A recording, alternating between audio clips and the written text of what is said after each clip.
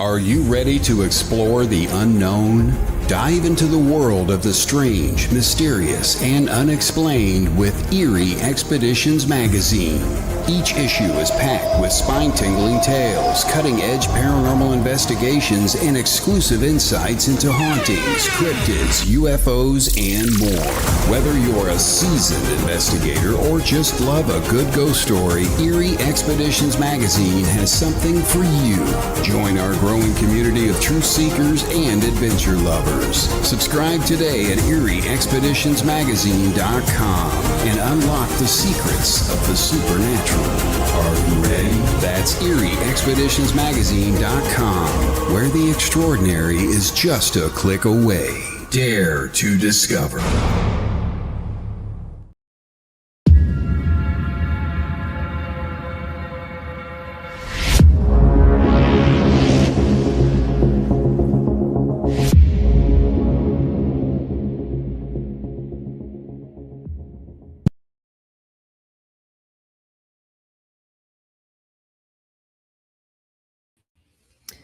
Welcome to the Gateway, broadcasting live from the edge of the Mojave where the strange slips through the cracks. We are live on United Public Radio Network 107.7 FM, and I'm your host this evening, C.L. Thomas. Tonight I'm talking with Tony Rathman. He's a leading researcher in Instrumental Transcommunication, ITC, and Electronic Voice Phenomena, EVP. But before we get into that, you've been listening to Sean Kelly with Into the Night right here on Public Radio Network 107. Right after my show is Paratruth with Eric and Justin. Always a great lineup here, so stay tuned after my show. I hope everyone is well. I see a couple people on already. I'm sure Heidi's always on. How are you doing, Kiers? I just got back from the Williamsburg, Virginia area, and I got to say, colonial America is just something that is very fascinating to me. I got a chance to do an investigation at Shields Tavern. It's one of the oldest taverns that is still in operation. I think it started in 1706. And this place has some great history to it. It has a murder mystery tied to it where the actual owner was murdered on site. They think another tavern person who couldn't quite get his license to run a tavern from the crown at the time. You got to remember, we were still under the British crown. It was, but he couldn't get his license from them in order to run another tavern. The crown said they had too many at the time. And so I guess he figured if he would off somebody that he didn't like that ran a tavern, it'd be one less tavern on the street and he could get his license granted. Needless to say, the whole town really believed he did it, even though he got off, and it still remains a murder mystery. But after the owner was murdered, his daughter takes over this tavern, and which is unheard of back then for a female to run a tavern like this, specifically since this particular tavern is only a few doors down from the governor's house, which was England. Remember, this is England. So a couple years later, once the revolution started ramping up, you got to remember too, there was a lot of meetings happening and kind of disgruntlements going on between the colonists and the crown before 1776. There was a whole lot of stuff that went on in between. Well, Shields Tavern became one of those places where the colonists would kind of meet up and discuss things right underneath the British Crown's nose. It's really interesting story. And the place has a lot of activity going on, just so many layers of activity, because after the Revolutionary War and after, it became America, then you had the Civil War that came in, and it was kind of like very similar. So you have layer upon layer. It's just a really great place to investigate and walk around. I was really impressed. But tonight's discussion is about the future of spirit communications and Staticom. I welcome back my guest, Tony Rathman, whose work continues to push the boundaries of consciousness studies and inspire others to explore the unknown. Let me get him on here. He was on my show before. Tony, welcome back to the show. Thanks, CL. It's a pleasure to be here. So tell me, How did you get into this spirit communication to begin with? What's your story? Well, I actually had no interest at all, and I was a non-believer of any of this. It was my wife who kind of trapped me on Valentine's Day back in 2010. And she said, I want to do something different. I said, okay, what do you want to do? She said, I want to go ghost hunting. And I was just like, are you kidding me? But I had two choices. I could take her or I could have her mad at me until next Valentine's Day. Where did she come up with that idea? Well, she started watching the shows that were coming out back then. And she's like, oh, sit and watch this with me. You're going to love it.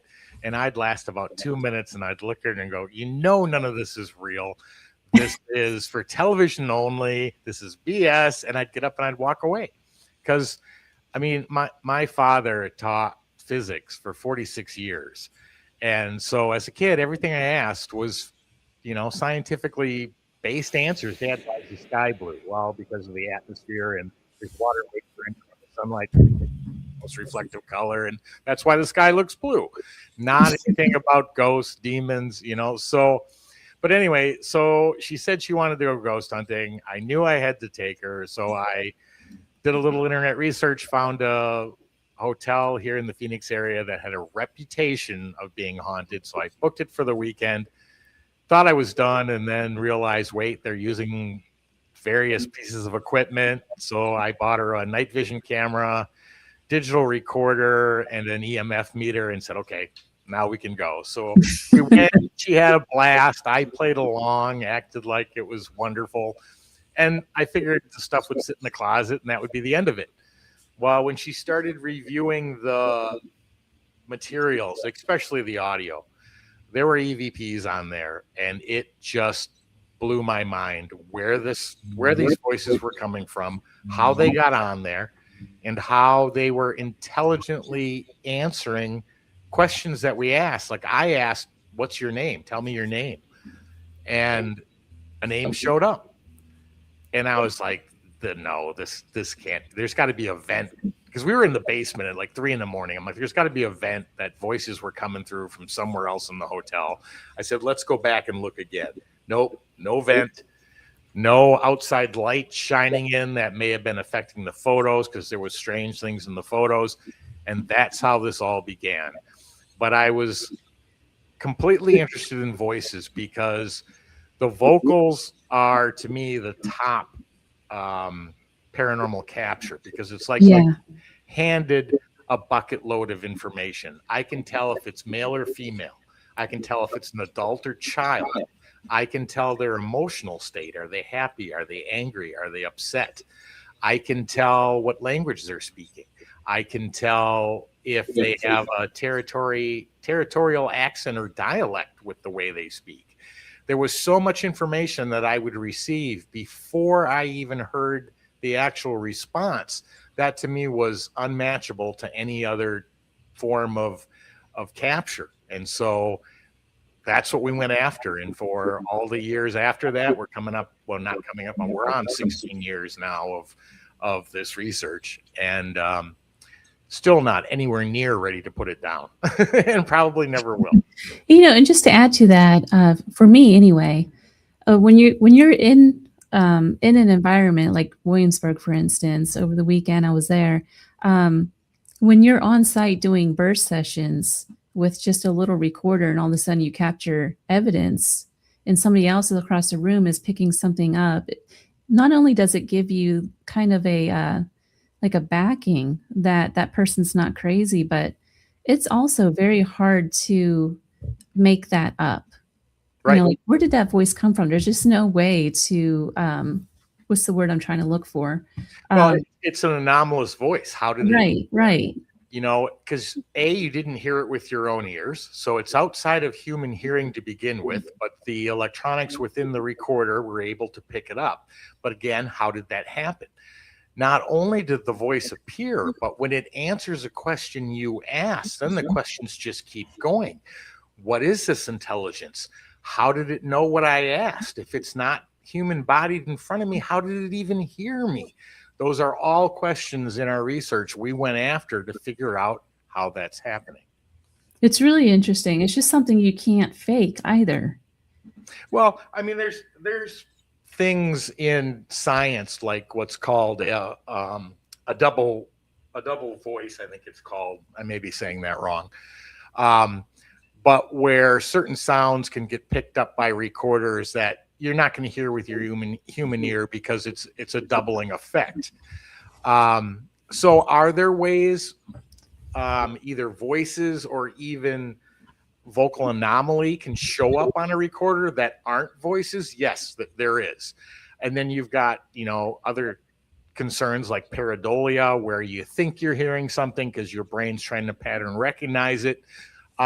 So when we started going down the path of building equipment, that was one of the things we were trying to pick that low hanging fruit off the tree. One, to clear the voice, and then the big one with Staticom was to remove the radio completely, because it's really hard to say you're getting a voice from the other side when your device is literally a human construct called a radio, which pulls RF signal out of the atmosphere and produces vocals or music.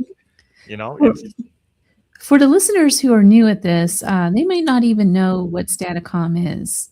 Can you kind of explain how this differs from the traditional spirit boxes or the EVP methods? Absolutely. And the easiest way to do that, there's a clip called Staticom description. It's like a 30,000 foot overview of it, but because it gives real clear top level understanding of what it is, how it works, I think that'd be the first way to introduce it. Okay, I'll play that right now. Awesome. A pioneer with 16 years of research and 14 different device iterations, realized a fundamental truth. Spirits do not need radio waves. They need raw energy. This realization led to the birth of Staticom 3.0. This is not a spirit box.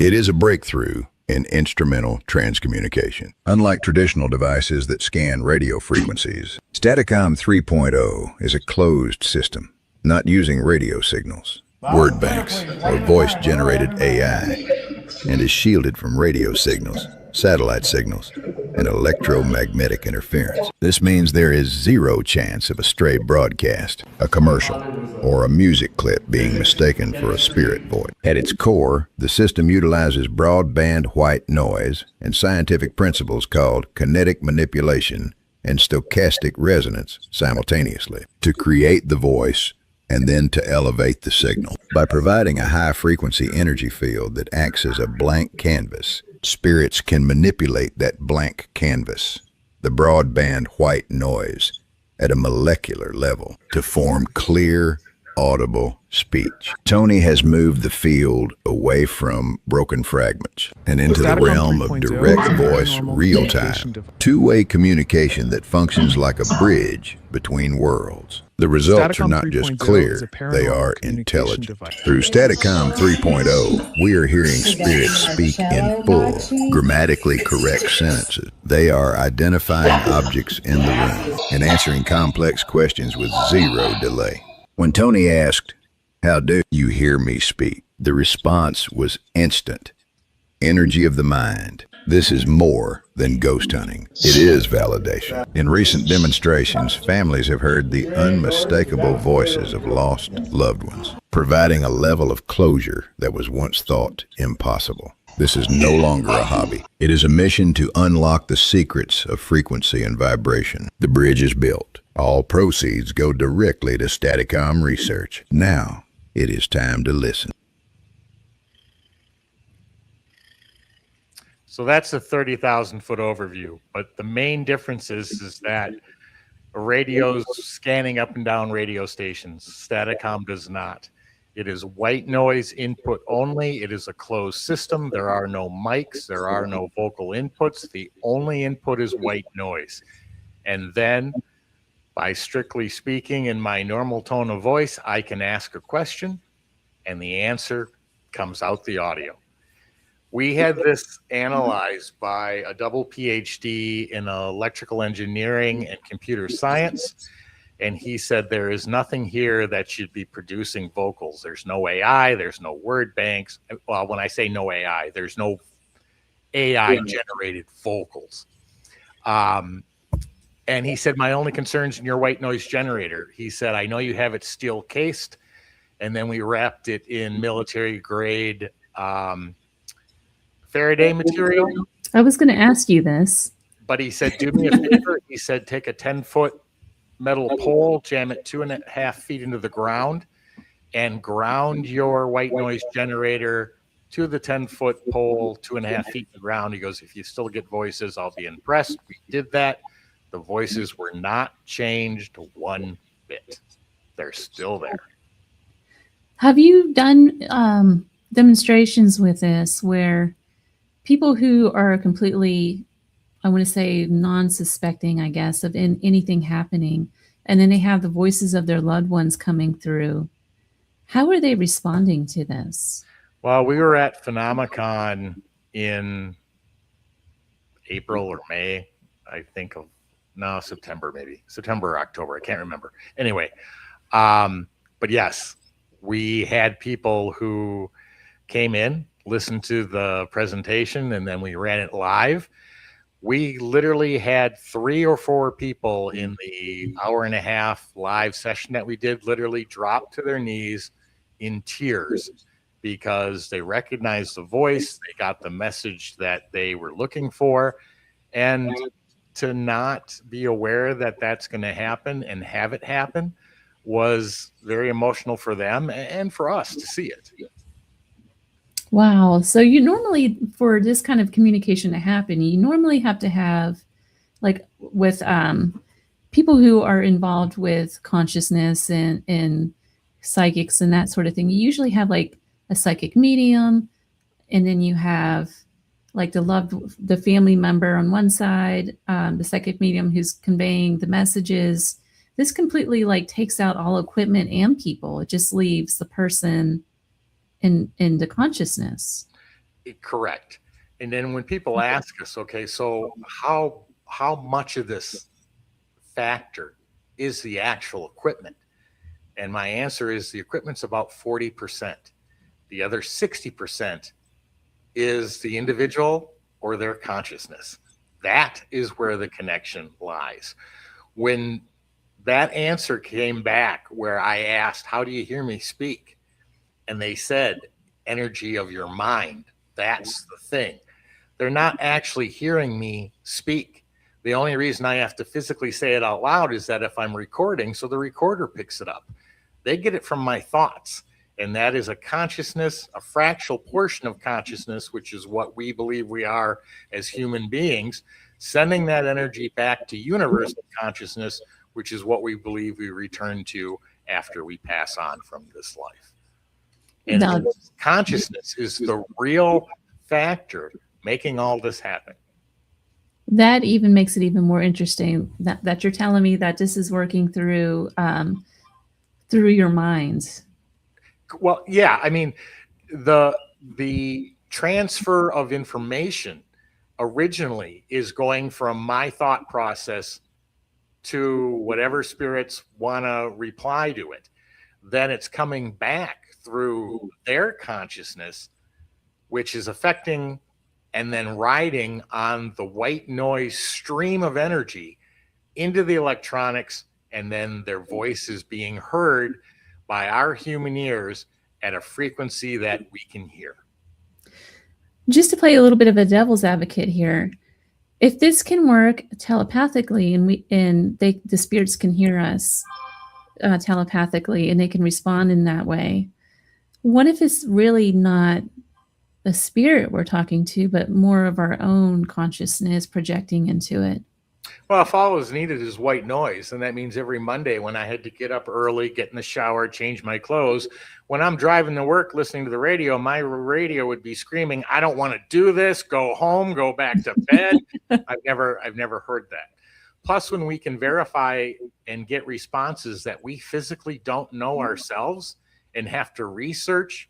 Like one time my wife was not feeling well, and I was running Staticom, and she said, I'm in real pain. My stomach is killing me.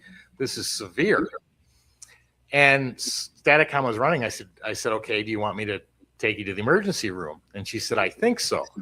Well, Staticom was running, and I said, spirits, is my wife getting sick? And they said, possible. And then I said, what should she take? And a word came through. I didn't even react because I didn't know what it was, but the word was Percodan. So I researched it. Percodan is a prescription strength pain reliever, a combination of oxycodone and aspirin. Like I said, prescription strength, and it is for severe pain, which I didn't even know what that was. So that wasn't my consciousness putting that in there. It wasn't my wife's consciousness putting it in there. Yet that answer came through, and until I looked up what it was, and that's happened with so many other things as well, that we've had to actually research what it was. Somebody in the comments mentioned Fae, the Fae. So there's different, what people believe, there's different kinds of spirits, like demons, there's the Fae, there's elementals, there's all these different ideas, I guess, of, and some even believe that maybe we're interdimensional in a way. Does this thing, do you know that if this thing talks to other beings in the universe, like aliens or something like that from a different dimension? Could it? Absolutely, it could. Would I know the difference if they're speaking in a language myself or my wife understands? No, we would have no idea. If they can relate, translate into English, and speak in a way that I can't tell any different from being different from any other voice coming through, I have no way of identifying who actually is speaking. In fact, we don't have any way of identifying because we don't have spirit caller ID, but we don't know. The only way we can get indications is to ask questions and have them answer those questions. Who was president when you passed away? You know, what was, where were you born? What was, you know, and then go back and try to research those. But, you know, humans can translate any language to any language. Chinese, Japanese, Australian, you know, German, Spanish, doesn't matter. But the reason we can do that is because there is consistency in our environment, meaning we may call it a book and some other language may have a different name for a book, but that's what allows translation. That is why we can't translate dolphin squeals or whale sounds, because we don't have the same environment, and therefore it's not identical to be able to place whatever noises those are into a comprehension that we understand. But if an extraterrestrial or a multidimensional had complete knowledge of our language and an ability to communicate, it would come through Staticom exactly like every other voice, and I know I would have no knowledge unless they said something to indicate it. Interesting. So how is Staticom being received? Through like media? I know you've been on like Coast to Coast and a whole array of other outlets. Yeah. Quite positive. You know, you've got people who doubt it, and you know, I don't blame them for doubting it. All I would say is anybody who does doubt it, find somewhere where we're running it live and come listen for yourself. Because like when we were in Halifax, Nova Scotia, giving a live demonstration, we had a woman come up and she said, my father took his own life quite a few years ago. She said, he had a nickname for me. And her mother, her and her father are the only people who knew what that nickname was. So she asked that of Staticom. Staticom said her nickname and just shocked both her and her mother. Wow. And had it correct and said it multiple times too. One of these are, what are your thoughts on if this is like an interdimensional signal? You know, I because we focus on the idea of analytic idealism, meaning that consciousness is the ontological primitive of everything. the whole world you experience is, you have to be conscious to experience it. All life is mental or mentation. Everything you experience is, the end result is a mental interpretation of what occurred. Then you throw in the fact that things like time and space are man-made concepts. Now, does like quantum physics say that, you know, there are possibilities for other dimensions? Yes. But then if you even go back to like religion, and religion teaches that, you know, heaven's up here and hell's down here. Do we believe that there's an actual physical location of heaven and hell? No, you wouldn't even need it, because depending on your mental state, what you're going through, what you're experiencing, that creates your entire reality. And so we don't believe it's a physical location place. So the only struggle I have with the multi-dimension thing is classifying it on a 3D plane of another layer. Can it be a different vibrational frequency? And yeah, I think all that's possible. And terminology in the English language is what can be confusing. But the concept of it, yes, I think is very possible. Now, you've been to Japan, you've been to the Philippines. I have to ask this. Have you taken Staticom to Japan or the Philippines? No, we didn't have it when we were there, but we're taking it when we go back. And we're planning another trip back to the Philippines. So yes, can't wait to do that.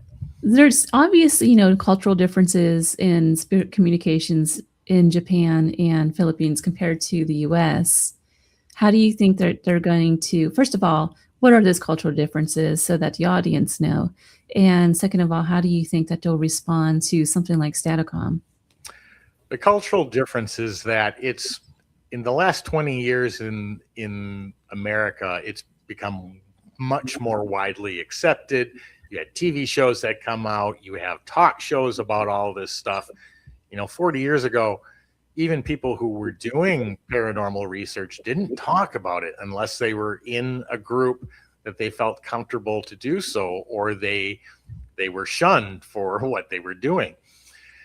The Philippines culture has had a long history of acceptance of spirits existing, of a combination of a plethora of both good spirits and very bad spirits, from the Menengal to, I mean, I could just list off one's names after names after names of different spirits that they believe, and probably most of them still believe exist today.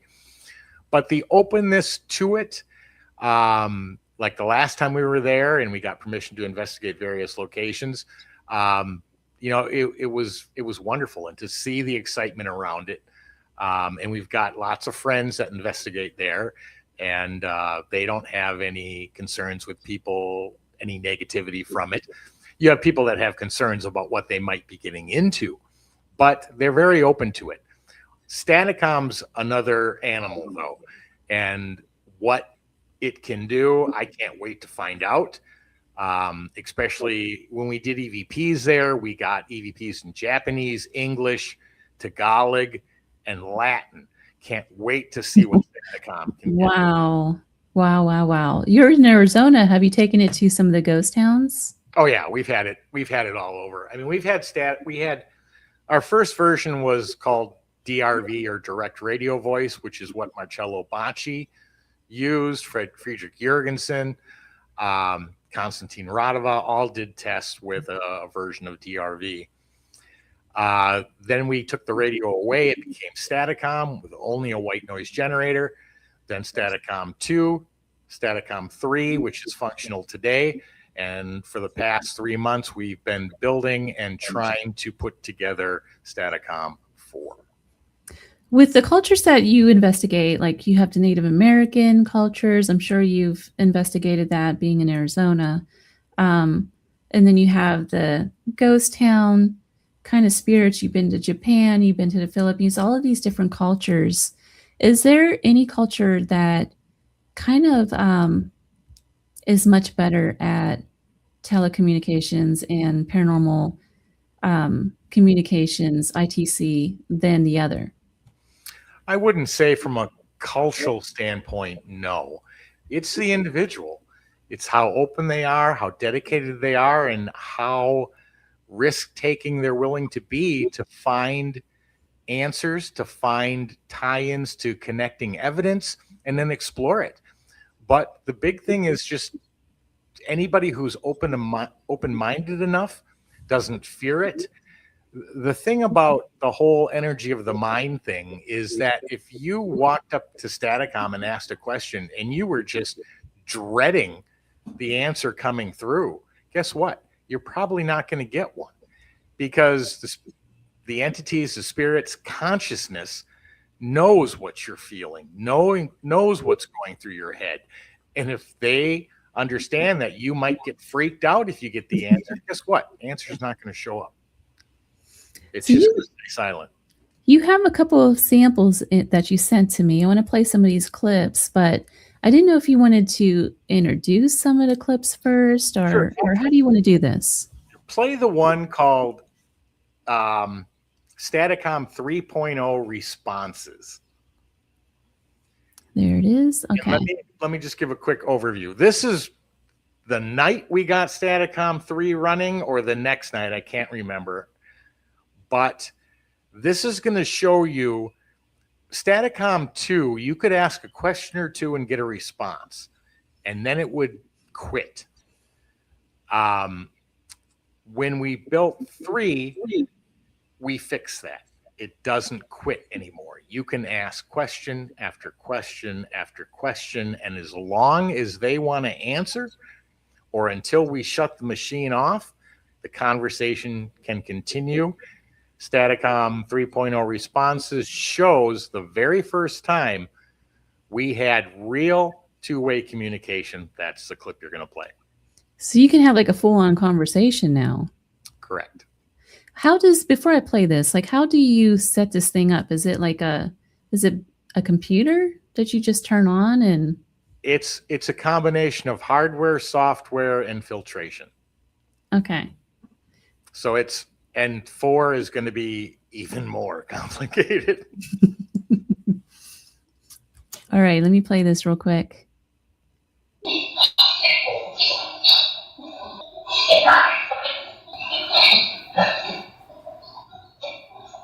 Rathman, I heard you say Rathman. Yes. What did you want to say to Roger? It's Tony.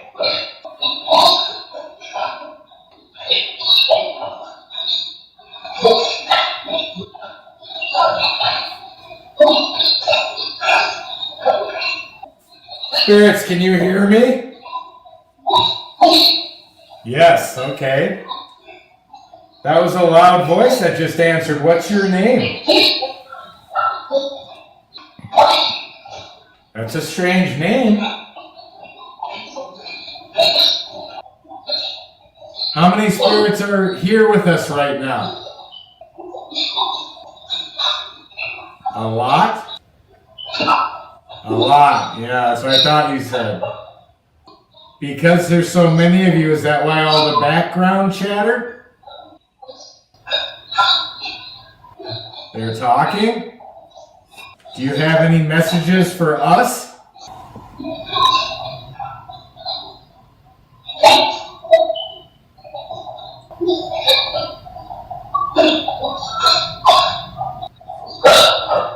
Rathman, I heard that. Wow, Tony. That was an impressive night for 3, and I'm hoping one's around the corner even more so for 4, but time will tell. How do you decide where to take this thing?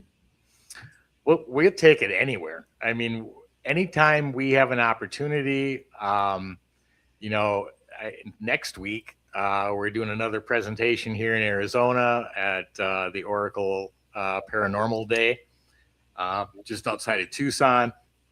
Oh, goodness. We're going to run it during an investigation at the El Ranch, and we're going to allow people, even if we're at the most haunted location in the world, everyone wants to ask for a family member or, some piece of information, and we like to allow that to happen as well.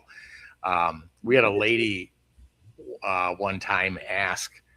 She was a older lady, and her husband committed suicide, and she was very religious. They both were. So she told us that for the last 20 years, she suffers every day because she thinks he's probably in hell and been suffering for the last 20 years. So she asked for him. He flat out, loud and clear answered and said, "Don't worry, I'm fine." And she just, another one that during that time who dropped to her knees just in tears. She recognized the voice. And then she wrote to us after saying, thank you. I needed that. I needed to hear that. Well, you just brought up a good point too. If we're working with consciousness like this, it shouldn't be that you have to be at a haunted location in order to communicate with the other side. You are absolutely correct. You don't. Now, can you get some influence based on the location? Absolutely. When we had it running in the Birdcage Theater down in Tombstone, half the conversations were about how expensive the liquor was, how hard it was to walk away from the card games, and how pricey the women were. But so you get information when you're at a location, but you don't have to be. We believe spirits are of non-locality, meaning they can answer from anywhere. Now, were they talking about the price of their day, or were they talking about inflation of today? Just out of curiosity. No, they were talking about their day. I wonder what they would think today. That would kill them. So which clip do you want to play next? Because we just played 3, play the one that says 4th round of testing. This, I think, was the next night. I turned Staticom 3 on. I said, I got to know if this still works like it did the night before. That's what you're about to hear. Okay. Or it might have been the same night. I can't remember. The time what?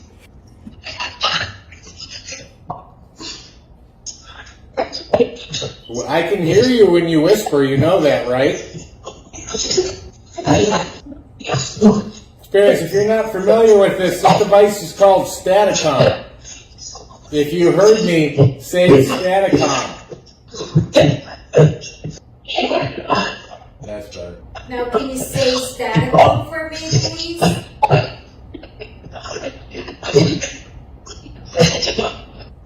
All right, Spirits. If you don't want to say Staticom, let's play another game. What am I holding in my hand? Glasses. Thank you. Thank you very much. How about pineapple? Can you say pineapple? Oh, perfect. Thank you. How come you can't say Staticom like that? It's one word. It's one word. Staticom. Have you not been able to talk to humans before? If you can hear me, spirits, say elephant.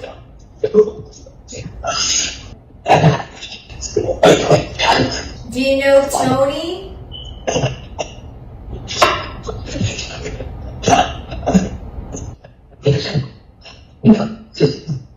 It's me. If we use this device to help cold cases, will you answer the questions?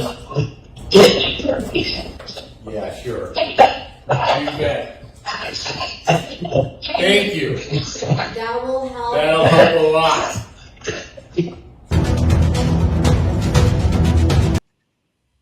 You just opened up a whole new door to this Staticom business. So if somebody gets like the tavern I was at over the weekend, there's no evidence that this one guy murdered another tavern owner, but it's been a mystery for the last, 300 years. You can take that thing in there and ask him directly who murdered you. As long as it's something that's already occurred, they'll answer. If it's future related, you will not hear a sound. Why? We call it universal law, but we believe that every person here is here to grow, expand, make mistakes by free will and learn from it, but to evolve. And we don't believe that they can interfere with that in any way, shape, or form. How do I know? We've asked for the winning Powerball numbers 1,000 times. Crickets, not a word.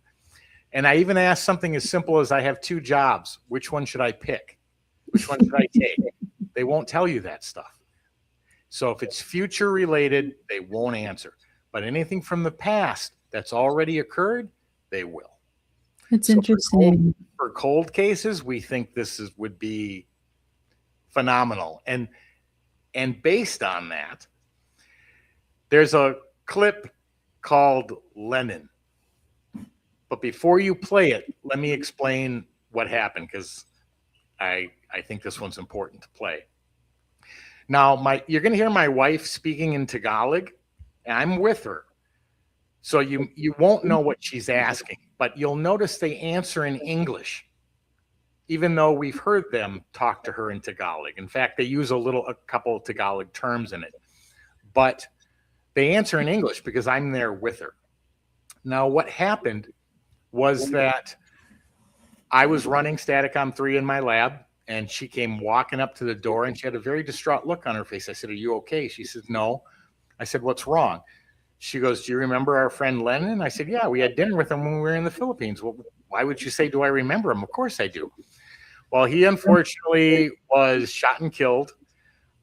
He was a politician. And when she's telling me this, Staticom was on, and we heard it say his name. So I said, "Stop, go get your phone. Let's ask some questions."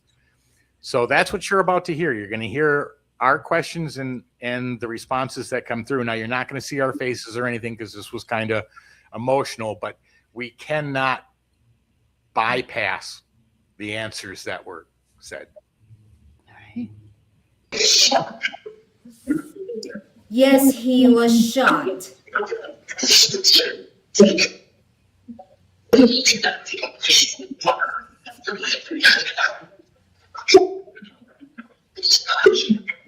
Lenin, did you know that you were shot?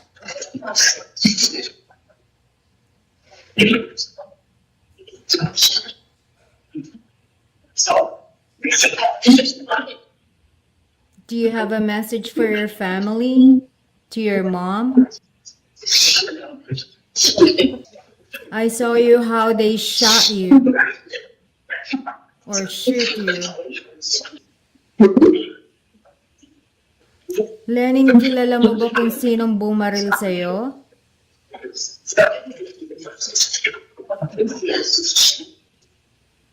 Yes, para mabigyan ka ng hustisya.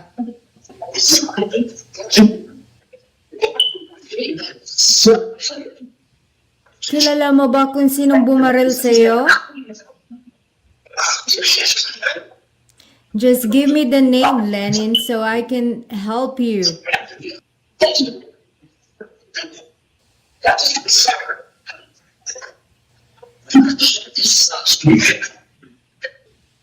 you know how you were killed?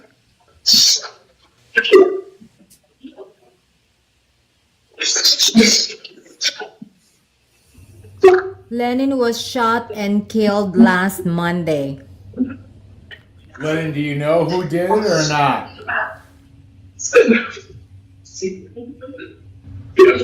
Yes. Can you give a name, please? Let's start with first name. What's his first name?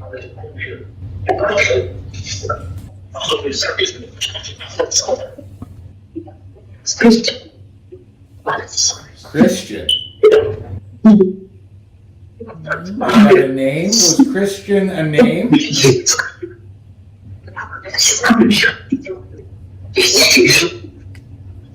Was Christian a first or last name?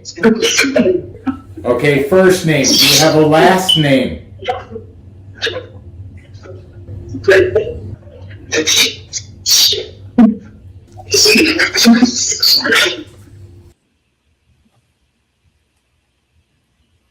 Wow, that's incredible. Yeah. Now, can we prove it? No. The percentage of murders solved in the Philippines is about 0.01%, for all sorts of different reasons. But to literally, again, in our regular tone of voice, this was in my lab, so we weren't in any haunted location, to ask, to have answer after answer with timing and relevance and intelligence to what we asked come through. We asked for a name. They said Christian. I said, is that a name, first or last? They said first. I said, give me a last name. And then Dreadney shows up. And then you can hear the reaction after it's said, oh, that's it. You know, so now can we prove it? Not yet. Were you able to take that information, though, to authorities? We chose not to, because we don't know the authorities weren't involved. Gotcha. Were you able to determine if that was like even a real person that came up? There's no way to do that. I mean, there's the amount of time it would take to do that. Can it be done? Probably. Do we have the manpower to do it with everything that? No, we don't. But, you know, there was some very direct lines. That was his publisher. Would he have had a publisher being a politician? Probably. When my wife asked directly, do you know what happened? And they said, he's not up yet. That to us was just an incredible response. Like, is there a transition period from being human and alive and transitioning over? Is there a rest period? Is there a period so we were getting the answers, but there was only one or two voices in there that actually sounded like him. And that was when he said, I will always love you, because him and my wife were childhood friends. They grew up together. And then there was one other one, which is eluding me at the moment. But even the line when someone said he partied just last weekend. Yeah. He loved to party. And there was another line that said he's apart from his money. Did he love money? Yes, he did. He loved money. So the accuracy that's in there is just mind-blowing. That's interesting. What else you got in this lineup? I think we have time for one more, maybe. Okay, play the one called Sinner. Okay. Now, this one we just had it running. We were just doing some tests with some friends, but again, you'll hear other people ask questions and get answers besides myself or my wife, and it just shows that it doesn't have to be us. How many of you talking right now, or how many spirits talking right now? Do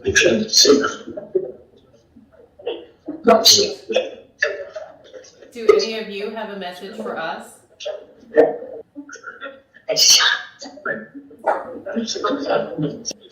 Spirits, if you can hear us and understand us, say Rathman. Tony Rathman. Can we get your name? Jeremy. Hi, Jeremy.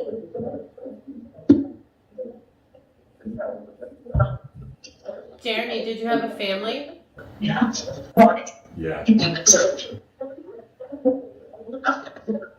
Were you married?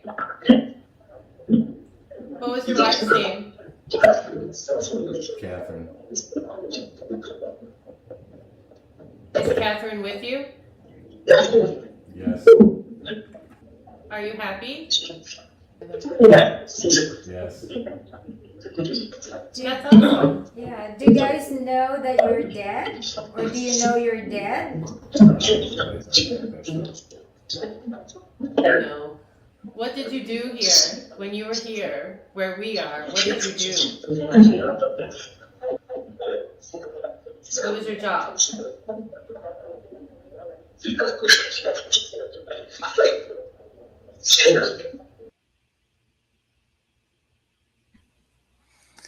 That's just, I found it fascinating. It's like, what was your job? What did you do here? Sinner. I can imagine you probably get all kinds of answers like that, don't you? Not so much Sinner, but All just over the funny board. answers. You know, Yeah. and the other cool thing about it, now remember, white noise contains no vocal data. So these voices technically shouldn't be there, but yet they are. And with timing and relevance and intelligence are answering what we asked. Again, not something that by the laws of 3D scientific physics should it be occurring, but it is. And we keep trying to expand on that. But the other cool thing about it is that, and which is why we're always working for additional clarity, is that you don't even have to say anything. You can just turn it on and listen to them talk back and forth to each other, which is sometimes twice as interesting as if I'm asking questions. Do they ever talk about the living? Yeah.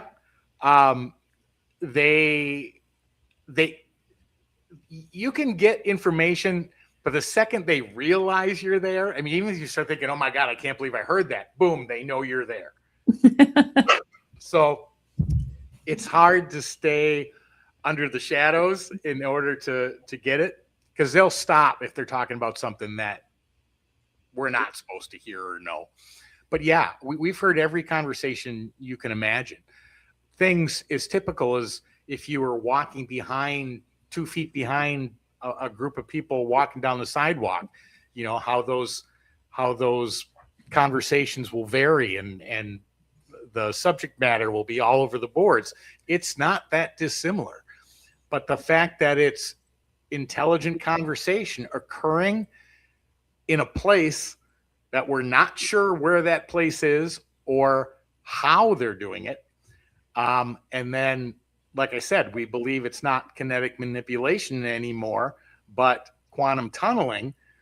So they're literally vibrating that white noise to a point where it escapes the energy wall of the white noise and then gets transferred into our electronics, which then is a similar way how EVPs are captured, direct radio voice happens, or any other vocal response.